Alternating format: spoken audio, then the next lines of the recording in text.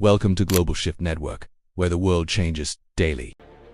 Pakistan's biggest belt and road project just took a shocking turn, and for the first time, China isn't the one holding the purse strings. The Mainline 1 railway project, Pakistan's largest infrastructure upgrade under the China-Pakistan Economic Corridor, was supposed to be fully funded by Beijing. But now, China has pulled back, and the Asian Development Bank, ADB, is stepping in with a $2 billion loan. This railway stretches 1,726 kilometers from Karachi to Peshawar, and upgrading it is crucial for Pakistan's economy.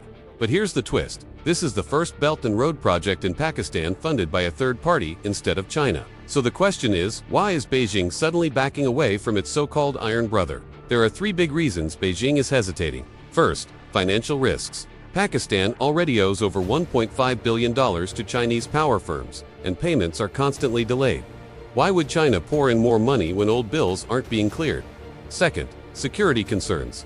Since 2021, 21 Chinese nationals working on Belt and Road projects in Pakistan have been killed in targeted attacks. For Beijing, the risks are becoming too deadly to ignore. Third, policy chaos in Islamabad. The ML1 railway plan has been redesigned again and again.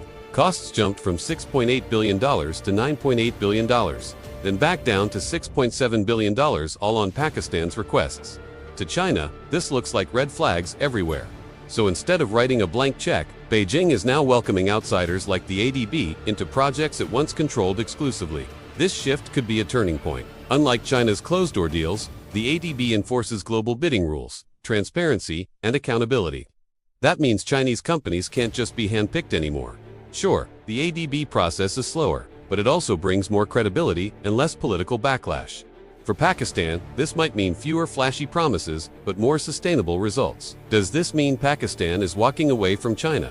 Not really. Islamabad still calls Beijing its iron brother, but the relationship is evolving. Experts say China is moving away from mega infrastructure projects towards smaller, safer investments.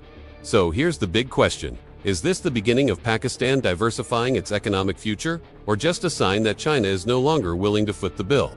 What do you think? Is Pakistan better off with the DB's transparency, or did it lose China's deep pockets?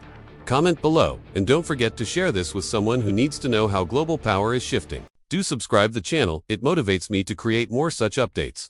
Thank you.